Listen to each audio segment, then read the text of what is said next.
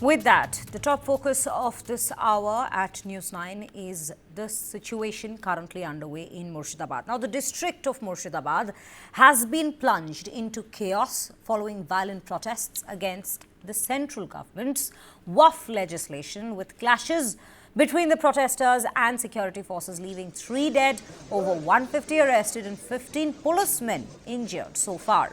Now, the situation remains tense as 4 additional CRPF companies are being deployed to restore order. In the latest from the violence hit Murshidabad, firing has again started in the municipality town of Dhulian. Latest reports coming in suggest that 2 kids have been injured in the firing, while BSF has also been attacked. As of now, 4 more CRPF have been deployed, but news is also coming in that Hindu families whose houses have been burned during the violence in Murshidabad have migrated to Malda. In fact, we have visuals. These are the very visuals. Yes, this is currently coming in from Bengal at this given point. The situation remains that tense. It almost resembles the situation, the conditions one sees in a refugee camp at this point. Well, earlier, the Calcutta High Court on Saturday had ordered the deployment of Central Armed Forces in West Bengal's Murshidabad, where protests against the Waqf Amendment Act spiraled into violence, killing at least 3 people. A bench of justices, Shomen Shen and Raja Basu Chaudhary, said that the measures taken by the state government have not been adequate and action has to be taken on a war footing to arrest the rioters. The court's order comes after the BJP leader and the leader of the opposition in the West Bengal Assembly, Shubhendu Adhikari, has sought the deployment of central forces in the violence-hit districts bordering Bangladesh. Murshidabad has been tense since April 8th as protests against the recently enacted Waqf Act turned violent, with protesters clashing with the police. These are the latest developments, the condition that has in fact unfolded in Murshidabad since Friday, and we are taking you through a detailed report and also followed by an analysis of what exactly is the situation like, what has led to the situation to be such dire at this given point, and to join in with their insights and perspectives. We are being joined by panelist Shubir Bhomik, author and senior journalist, Shrimoy Talukdar, senior journalist, and we'll also be joined in a short while by Priyanka Tibrewal, spokesperson and secretary BJP West Bengal. But before that, let me first speak to our panelists who have joined us already on the bulletin. Shubir Bhomik, very good morning to you. First coming to you, sir. The situation in Murshidabad is tense. In fact, we had been looking at a situation of this sort, but on a very different note during Ram Navami, whether violence will break out or not. But only a week after that, we see it is the Waqf bill that's taken center stage. People aren't happy with that bill in West Bengal at this given point, which is why they have come out to express their agitation and frustration in this particular manner. The question is, even if they aren't happy with a particular law that has been passed, is this the way to express agitation at this given point? Is this the way we proceed with expressing the frustration around this entire law? And secondly, what has Bengal police been doing on the grounds there? Well, this is certainly no way of expressing frustration, especially because this is not something that has been passed in West Bengal by the West Bengal Assembly, by politicians in West Bengal. This is a bill which was passed in the National Parliament and has now become law because of presidential assent. There are people, communities who may feel upset about it, rightly or wrongly, but they have no business to attack public property. They have no business to attack other people of other religions. And the incident that happened at Zafrabad, where they attacked, something like 200 Hindu houses were burned down. You showed the visuals of the people who have fled from that area. And the state police was a mute spectator. They did nothing. The kind of preparation we saw when, in the rundown to the Ram Navami celebration, now there were reports that this kind of violence may flare up because this kind of violence has flared up only after a certain level of mobilization. Any good policing, professional policing takes note of certain level of mobilization and then they match it up with adequate deployment. This is a professional thing.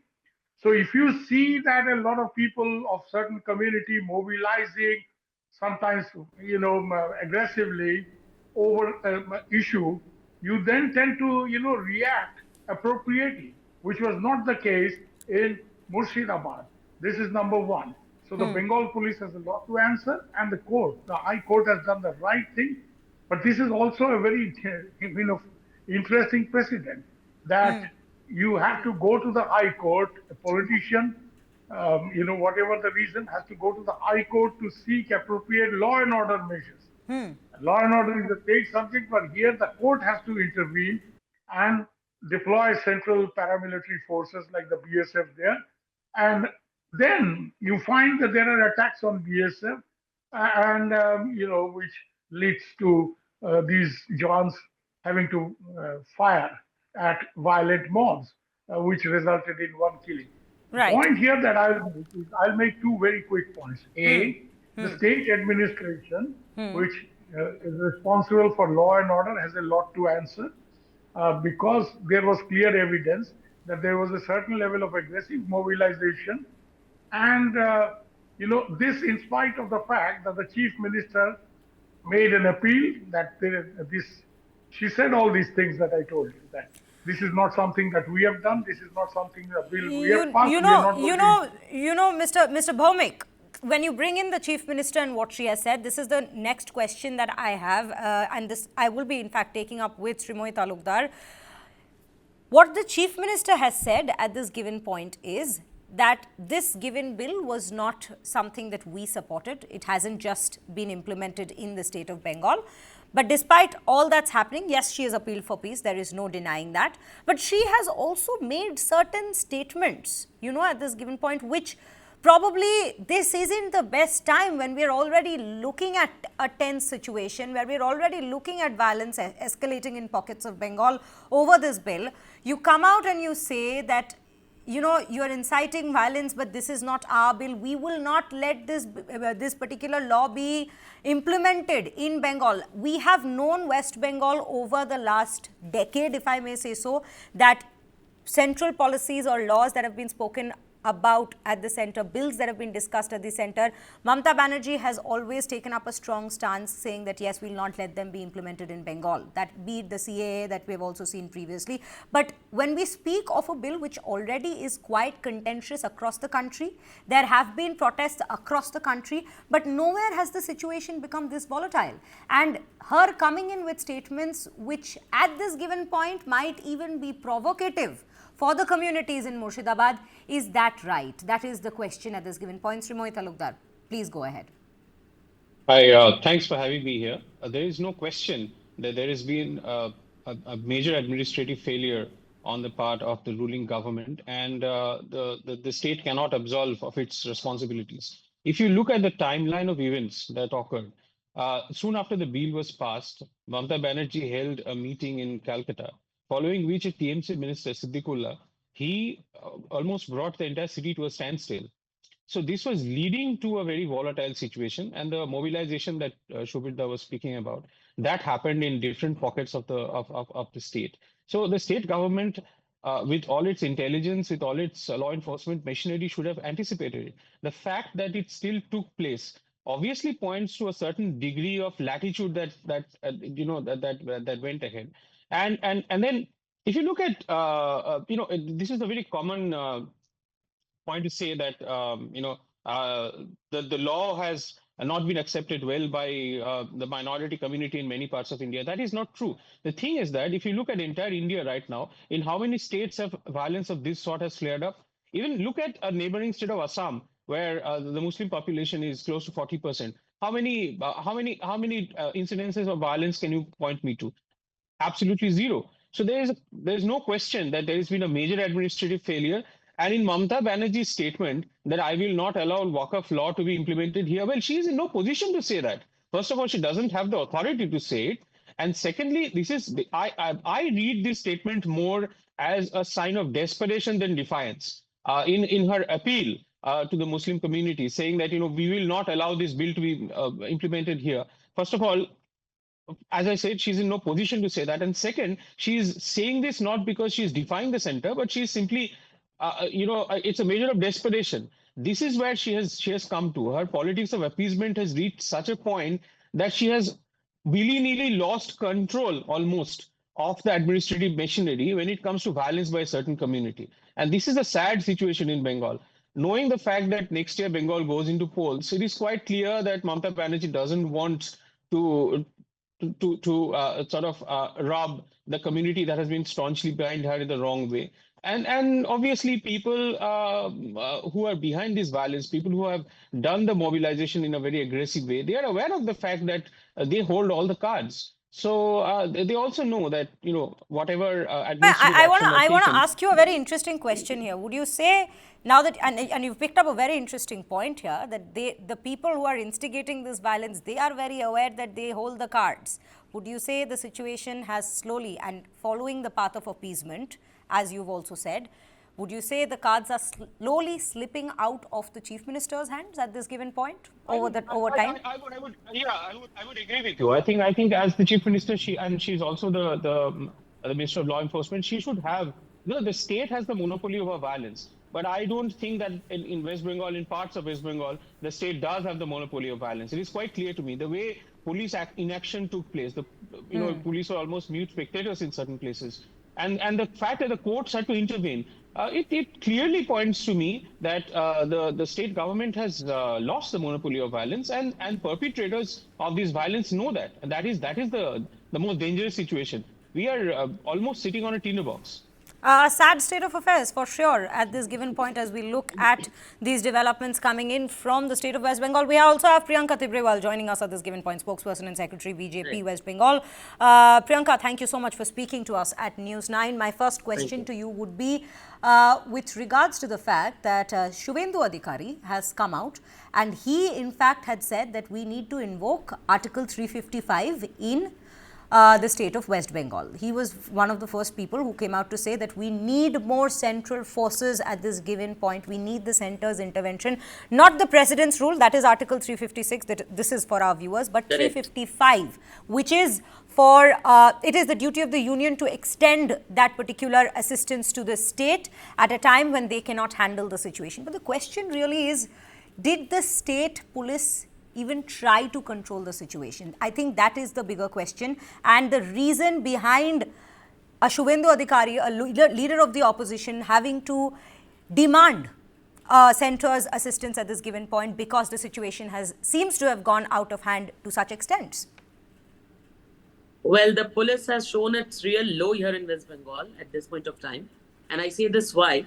Because when people were dying there in Murshidabad, when this kind of barbarism was going on, this kind of vandalism was going on, then the government, neither did the government, the administration or the police did not even bother to look towards Murshidabad. Why? They were busy controlling the Hindus for Hanuman Jayanti. Although there were no such incidents of any kind of, trouble arising in the city where Hanuman Jayanti was going on. But Mamata Banerjee and her administration wanted to surround the Hindus so that, bigger processions can't be taken out, whereas it was required, it was the need of that hour that police should have gone to Murshidabad. But Mamata Banerjee did not even try. Why? Because it's the same Mamata Banerjee who has, fueled the fire. She was the one who provoked the people. She was the one who incited this violence. Why? And it started from the day of Ram Navami, where she called Hindu Dharma Ganda Dharma. She said that, all kind of dangas and riots are done by Hindus. She said, she appealed to one particular community, which is the Muslims. She said that, you guys maintain peace. I will take care of your property. I promise you, I will not let Waqf get implemented here. So all this was from Mamata Banerjee, where she told the perpetrators that I am standing right behind you. You need not worry. Thereafter, when these kind of protests, violent protests started, who started them? Her own minister, Siddiqullah Chaudhary. What did he say? That, we'll come out on the streets with the slogans of Hindu ko yahan se nikalenge. We'll throw away the Hindus from Murshidabad. We'll not let them live here. We'll not let them stay here. We didn't hear any kind of condemnation coming from Mamata Banerjee. She still supported them. She stood by them. So this is what, emboldens the confidence in them that, yes, the chief minister is with us. She's not with the 70% because she clearly says that I am here because of the 33%. They are my milking cows. I am here as a chief minister because of them. And they also say the same. They say that tomorrow, if we do not support Mamata, she will not be the CM. So just in order to, hold on to this power, to this chair, it is that we see what is happening. Yesterday, after the intervention of the court also, till night, the DG did not reach Murshidabad. There It has is been the a duty big of the lapse. states to ask for support. In terms It is the of duty the of law the and order state. machinery, there has been a big lapse. I see you raising your hand, Mr. Bhaumik. I will come back to you. Let me quickly just play out a few responses that have come in from the ground at this given point, and then we'll continue with the discussion on the other side. हम लोग को दुकान तोड़ दिया है, आदमी को मार काट दिया है, ये सब तोड़ दिया है, ये सब चोरा चोरा के ले गया, लूट पाट करके ले गया सब कुछ। हम लोग का एक तो घर में जनाना आदमी सब हम चाहते, छोटा छोटा लड़का बच्चा है हम लोग का, कैसे घर में रखे चाकू छुरी लेके घर में घुस जाके मार रहा है। हम लोग क्या करेंगे, कहाँ जाएंगे हम लोग, बताइए। हम लोग, मेरा घर में एक ठो बेटा है, मेरा बेलडांगा में रहता है, उतना कष्ट कर पुलिस लोग सब ये सब लोग मेरा बेटा को लेके आया, कितना कष्ट करके आया, चिल्लाया, घर में घुस जाके घर झाड़ू के तोड़ दिया, सब कुछ तोड़ के इतना किया जो मैं छोटा बच्चा था दम निकल गया था। जो भी ये प्रदर्शन हो रहे हैं देश में, राजनीतिक लोग अपने फायदे के लिए मुसलमान भाइयों को डरा करके ठीक उसी तरह कर रहे हैं जैसे सीएए के साथ एनआरसी जोड़ दिया था, चाहे वो दिल्ली का शाहीन बाग हो, चाहे देश के कोई भी हिस्से हो। उस समय भी बहुत लोग मरे, बहुत लोगों पे केस चले और निकला कुछ नहीं, क्योंकि एनआरसी आया ही नहीं था, गलतफहमी कर रहे थे। तो ये बिल जो है वक्फ बोर्ड से संबंधित जो अमेंडमेंट बिल आया है, ये इनके हित में है, लेकिन राजनीतिक सो कॉल्ड इंडिया गठबंधन की पार्टियां गुमराह करके मुसलमानों को ये प्रदर्शन करा के और इस तरह की घटनाएं जो घट रही हैं, जो 3 लोगों की हत्या हुई।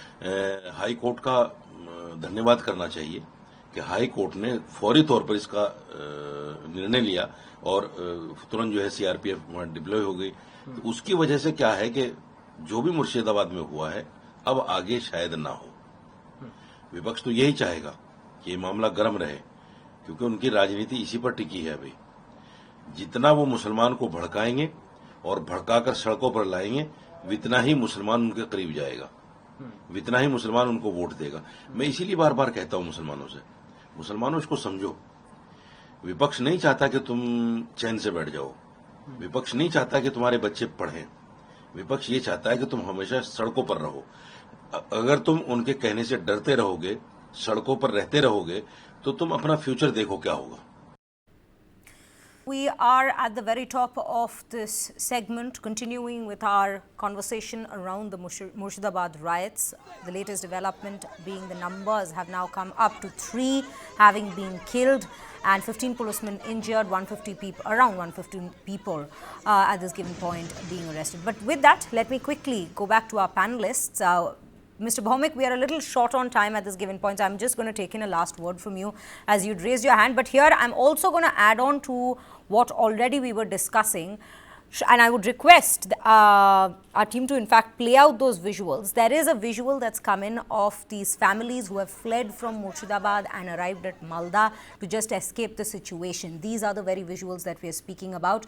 You know, it doesn't look like anything less of a refugee camp at this given point, and that really shows and I would say paints a rather sorry picture, and that too ahead of the elections for not just the Trinamool Congress but also the state of affairs in the state of West Bengal.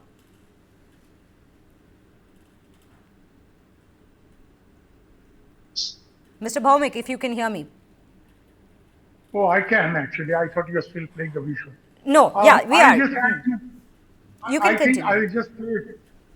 I think I'll just add 2 points to what we have already discussed: governance failures, lack of police response, and all that. I'll add 2 quick things. Trinamool Congress is a political party, and they're the ruling party here. It is unbecoming of them, absolutely unbecoming of them, when this kind of a situation is flaring up. Where are your local MPs? Where is Mr. Yusuf Pathan, whom you brought to West Bengal and made him an MP from here just because he plays good cricket? This is the time he should be there trying to cool down passions, trying to cool down people. Where are the other senior leaders of the party? They're sitting here in Calcutta and giving lectures. Why are we not, we have seen in the past, it's not that such situations have never happened here. But we have seen senior leaders, especially of the ruling party, reaching the place trying to cool down, and from different communities. I mean, leaders from different communities. Where are these things? So there is not just a governance failure. This is not just a governance failure. There is an absence of, the political leadership and a lack of, display at least of trying to cool down passions. This is number one. Number two, I'll tell you, there were very clear central intelligence inputs to the state government to stay extra careful because of the situation in neighboring Bangladesh, where we all know what is happening. And the fundamentalists are on the rampage there. We all know what's happening. Even the Bengali New Year festivities are now under threat in Bangladesh. So, in view of the Bangladesh situation, there was an extra alert and certain definite inputs, especially for the border districts, by the Central Intelligence Agency. It seems that it didn't have any effect. The state Right. government did not pay any heed to that. I'm definitely aware of these inputs, and especially they were meant for the border districts in view Right. of the situation in Bangladesh, because this affects what happens in Bangladesh has a bearing here. We have seen situations like this pan out in Bangladesh, I beg your pardon, in Murshidabad before as well. In fact, you're very right to mention that. Priyanka Tibrewal, I'll come to you next, your last response. My question to you is simple here. What does the BJP at this given point, apart from Shubhendu Adhikari demanding Article 355 being implemented in the state, what would the BJP's plan of action be for the current circumstances to also understand what the protesters have to say against the Waqf laws? See, when Mamata Banerjee continues rampaging this Islamist mob here in West Bengal, it becomes our duty to stand with those 70% who are also very much part of this state, for whom Mamata Banerjee is also a chief minister, but she forgets that. And that is the reason this communal division she has done, where she is trying to stand with the 33% and ignoring the 70%. So it is our duty as opposition to stand unitedly with those Hindus and to tell them that we stand with you in each and every hour. And you need not fear, because we are here to save your life, to protect you. Although the chief minister is busy protecting the properties of these Muslims, whom she has said that, I am here to protect your property. Whereas she should have said that I am here to protect the life of people of West Bengal. Right. Srimoy Talukdar, coming to you next, and the last response from you at this given point on this matter. We've seen a couple of incidents taking place, spate of events, unfortunate events. We've seen the Arjikor case since August. We've seen the teachers' protests, which just happened last week, and now with the Murshidabad riots at this given point. Would you say that at this point the situation may look a little grim for Mamata Banerjee in the state of West Bengal for the upcoming state assembly elections? Or would you say that maybe at some point her playing into the politics of appeasement may again give her a result, favorable one? I think Mamata Banerjee is already on the back foot with the elections coming up next year, and this incident in Murshidabad clearly shows that the people on whom she is banking for her to see through yet another election, they understand that the equation better than most, and they are going to extract as much benefit as they can from her. So she's clearly lost the plot here. And as far as civil unrest is concerned, yes, the Arjikar incident eventually petered out, but I think there is a lot of a lot of displeasure. There is a lot of disenchantment with the administration, which is bubbling underneath.